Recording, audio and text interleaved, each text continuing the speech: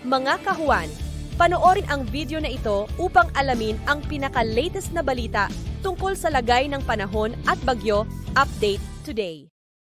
Tatlong weather system ang nagdudulot ng pag-ulan ngayon sa malaking bahagi ng ating bansa.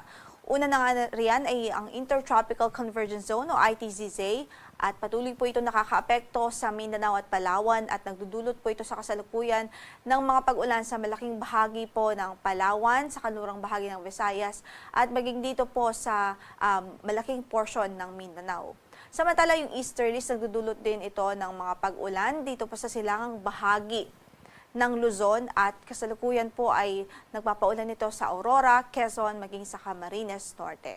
Samantala, yung shear line ay ito po yung boundary ng dalawang hangin o air masses na magkaiba ang temperatura o malaki ang pagkakaiba sa temperatura and in result, nagdudulot huyan ng mga kaulapan at ngayon nga po ay nagpapaulan nito dito sa extreme northern Luzon. Samantala, yung low pressure area na minomonitor natin sa loob ng ating area of responsibility, ito po yung si Bagyong Salome na naging LPA na lamang kahapon. Base po sa ating analysis, nakita yan sa layong 270 kilometers kanluran ng Lawag City, Ilocos Norte. At kasalukuyan, wala naman po itong direktang epekto sa anumang bahagi ng ating kalupaan at ine-expect po natin na sa mga susunod po na oras ay maaari na rin po itong ma-dissipate o malusaw. Gayunpaman, patuloy po tayong mag-antabay sa magiging updates ng Pag-asa ukol dito sa LPA o low pressure area.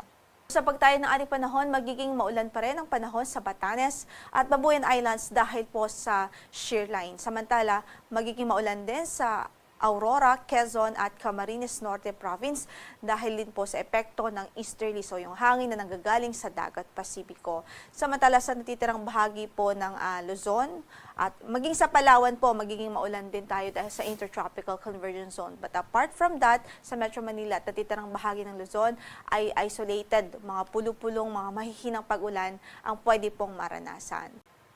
Samantala, sa pagtayo naman po ng ating panahon dito sa Visayas at ilang bahagi ng Mindanao, magiging mataas pa rin ang tsansa ng mga pag-ulan sa maghapong ito dito po sa Zamboanga Peninsula, sa Bangsamoro, sa Negros Island Region, sa Palawan Province, at maging dito po sa Sarangani at Sultan Kudarat, dulot pa rin ito ng Intertropical Convergence Zone o ITZZ. Sa kasalukuyan ay wala po tayong gale warning na nakataas sa anumang bahagi ng ating baybaying dagat. Although pinag-iingat natin ang ating mga kababayang mandaragat, especially dito po sa extreme northern Luzon dahil katamtaman hanggang sa maalon pa rin ang kondisyon ng karagatan dyan dahil sa northeasterly wind flow. So ingat po ang ating abiso sa ating mga kababayan doon, lalong-lalo po yung ating mga mandaragat na gumagamit ho ng mga small vessels o yung maliliit na sasakyang pandagat dahil sa maalong kondisyon ng karagatan. Samantala, banayad naman hanggang sa katamtaman na magiging pag-alon sa natitirang bahagi pa ng ating archipelago.